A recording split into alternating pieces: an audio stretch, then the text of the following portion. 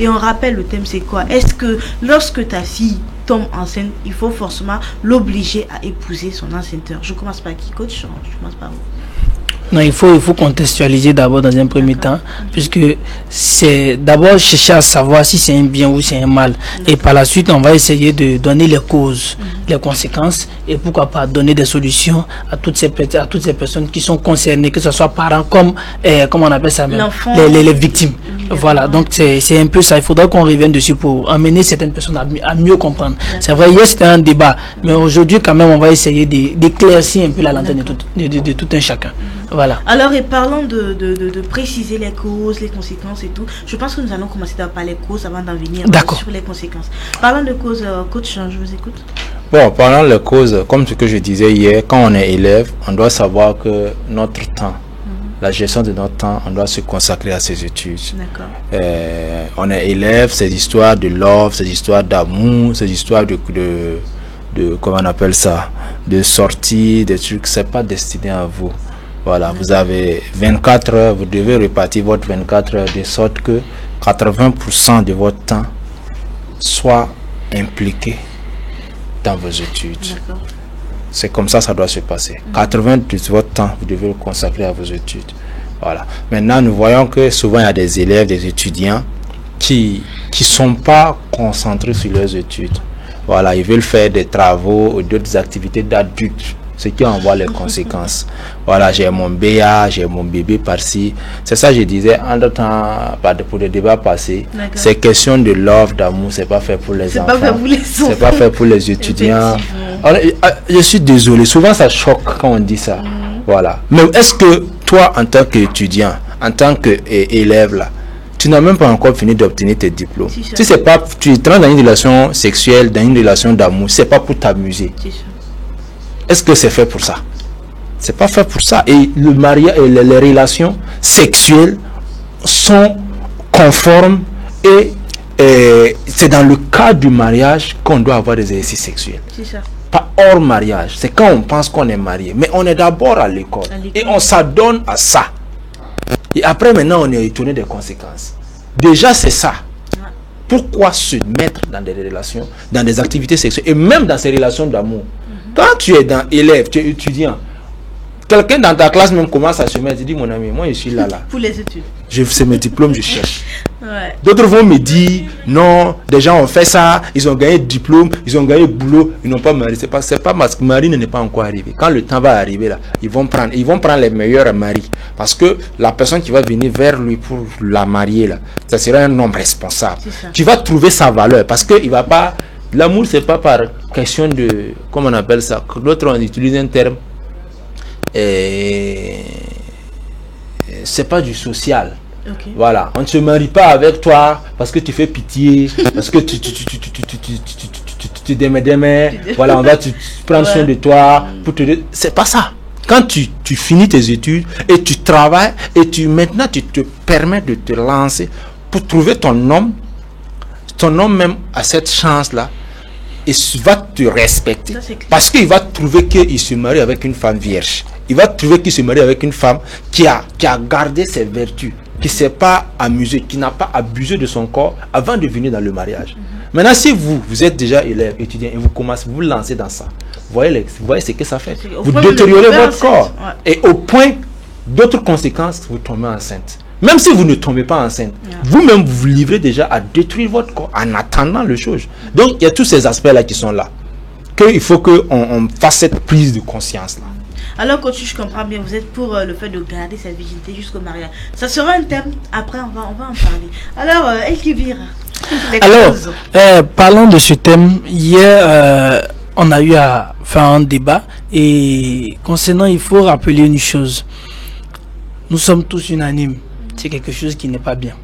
D'abord, on ne juge pas l'acte. Mais les causes, c'est quoi les causes? Le téléphone, c'est une cause. Les télévisions sont aussi des causes. L'entourage aussi est une cause. Tout ça, ce sont des causes qui emmènent quoi? Qui emmènent notre génération, qui emmènent les enfants à se détruire. Aujourd'hui, qu'est-ce qu'on ne fait pas sur les réseaux sociaux? Mais quel enfant qui n'est pas sur quel enfant n'est pas sur un réseau social? Tous les enfants sont sur les réseaux sociaux. Aujourd'hui, sur WhatsApp, vous avez des chaînes de télévision sur WhatsApp. Des quoi TV, quoi TV. Où on fait, des choses qui se passent là-bas. Où on fait des choses, des grands, on met en statut et puis les gens suivent. Mais ça aussi, ça permet aussi aux enfants de se gâter. Pourtant, WhatsApp n'était pas ça. WhatsApp, c'est pour échanger. Maintenant, si aujourd'hui on arrive à faire des télévisions en ligne, comme quoi on met des trucs pervers en statut et puis les gens suivent, les gens aiment. Aujourd'hui, on vend même des trucs, comment on appelle ça, sexuels, en statut. Les gens l'achètent. Oui, bien et puis ça marche, et puis les gens même s'abonnent. Et El Kébi, le pire dans tout ça, c'est que ça se limite même pas à ça. Même nos dessins animés, qu'on dit c'est dédié à nos enfants, on voit souvent des scènes dans les dessins animés qui n'honorent pas. Au fur et à mesure qu'on avance, ces chaînes, ces quoi sont en train de détruire notre, je peux dire notre entourage, nos jeunes frères. D'abord, dans un premier temps, il faut sensibiliser. Parce que l'adolescent, c'est quoi? Quand il est adolescent, c'est difficile de le recadrer. Parce que, il prend le cas d'une jeune fille qui vit l'amour avec un jeune. Marie, elle est en 4e ou en 3e en classe d'examen. Même si Dieu descend, lui dit que lui là, tu vas pas le marier, là, elle va pas écouter. Elle peut pas croire. Même si son papa lui dit, lui là, tu vas pas le marier, elle va pas écouter. Parce qu'elle est dans l'adolescence, elle vit l'amour. L'amour, ça ne s'explique pas, ça se vit. Donc comme elle est en train de vivre, tu as beau l'expliquer, elle ne va jamais t'écouter. Il faudrait qu'elle cogne caillou pour comprendre ce que c'est. Et c'est elle aussi qui devient, merci, c'est conséquences qui conseille. C'est après maintenant elle devient aussi des conseillères. Donc voilà un peu, moi pour ma part, les causes sont les télévisions, les téléphones et aussi certains parents qui ne prennent pas le soin d'éduquer les enfants. C'est-à-dire, ils ont commencé à travailler, ils payent une nounou, ils donnent à l'enfant, et puis bon, lui-même, il se cherche maintenant, lui, c'est plus son problème. Hein. Si la nounou ne fait pas son travail, il n'a qu'à laisser. Si la maman aussi ne fait pas son travail, il n'a qu'à laisser. Par moment, il y a ces enfants-là qui ont peur de leur papa. Prenez le cas du coach. Je ne peux pas avoir un père comme le coach, et puis venir, et puis c'est moi, à chaque moment, il me joue les bandits. Il ne peut pas me jouer les bandits, parce que lui-même, là, il a l'air même de quelqu'un d'un bandit. Regardez-le. Voilà. Attendez. Non, c'est un exemple que je donne en fait. C'est pour dire que c'est quelqu'un vraiment qui est imposant. Donc quand il vient au moins, il y a certaines limites. Voilà, il va t'éduquer, il va te montrer tes limites. Donc pour ma part, ce sont un peu les causes. Et en même temps, je vais continuer en même temps avec les conséquences parce qu'on n'a pas assez de temps. Voilà, pour les conséquences, nous les connaissons. Aujourd'hui, dans tous les 6 mètres de Ouagadougou, dans n'importe quel quartier, vous allez voir forcément ces filles-là. Elles sont versées des mères qui ont des enfants, d'autres même ont eu des enfants à 14 ans, 15 ans. C'est pitié. Et puis, c'est difficile de nos jours de voir des hommes marier ces femmes-là. Et quand on veut les marier, elles sont obligées d'être 2e ou 3e épouse. Parce qu'il n'y a pas d'homme. Celui qui vient, il vient s'amuser avec elle parce qu'elle a eu un enfant. C'est ça. Et là, c'est aussi des conséquences. Et moi, je pense bien que ces filles-là doivent essayer vraiment de travailler. Pour ma part, elles doivent essayer de travailler, de s'améliorer, afin de trouver un travail stable. Là, à ce moment, elle arrive au moins à s'occuper de son enfant. Parce que ce n'est pas une fatalité. Elles doivent se mettre en tête que c'est arrivé, c'était une erreur. Mais il y a des hommes, si j'étais là, comme moi par exemple, voilà, moi je peux accepter. Donc ne vous désespérez pas. Je suis là, je peux accepter une femme, mais papa. Voilà. Parce que j'ai une conscience aussi. J'ai des enfants là, mais j'ai des petites soeurs. Donc ça peut arriver. Donc pourquoi pas. La raison pour laquelle je peux accepter ce genre de choses, pourquoi pas une femme comme ça. Et comme solution directement, je vais terminer puis laisser la parole. La solution que je vais donner, c'est simple. Si vous ne pouvez pas vous abstenir, s'il vous plaît, protégez-vous. C'est la moindre des choses. Quand même. Si vous ne pouvez pas vous abstenir, protégez-vous. Toutes les religions, que ce soit musulmanes, chrétiennes, que ce soit animistes et autres, toutes ces religions-là combattent la fornication. Éviter la fornication.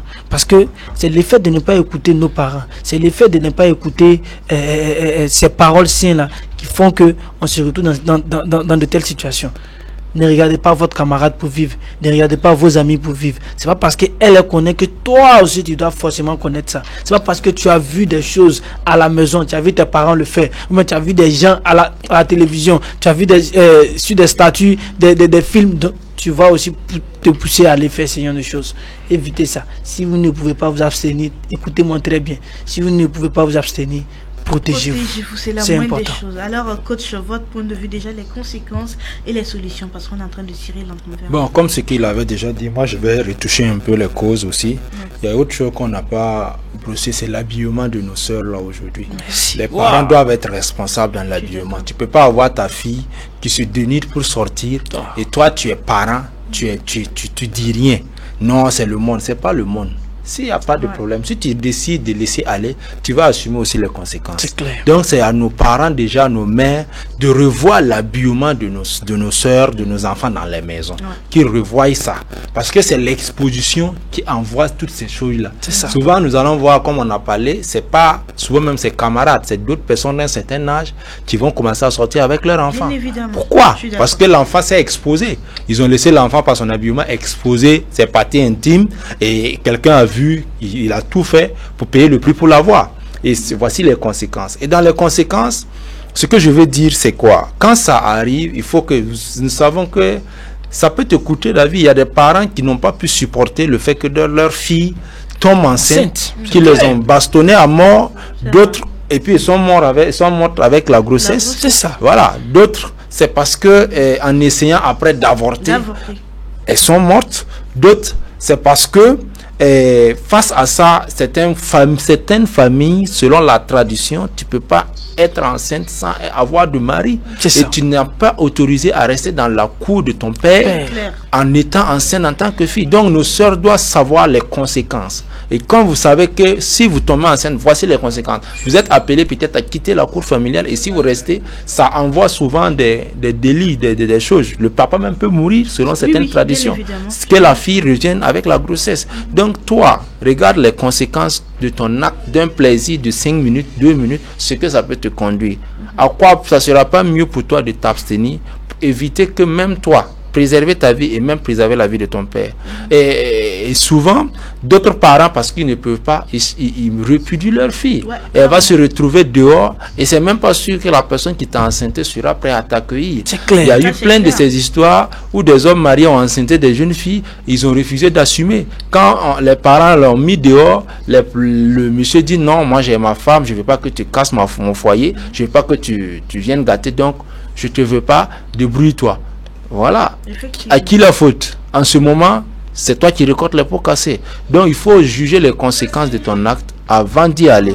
Et il faut aller aussi plus loin pour dire que le fait que tu fasses un plaisir, il faut se maîtriser, se retenir, éviter. Tu vas faire un plaisir de 5 minutes et ça va bousiller tout le reste de ta vie.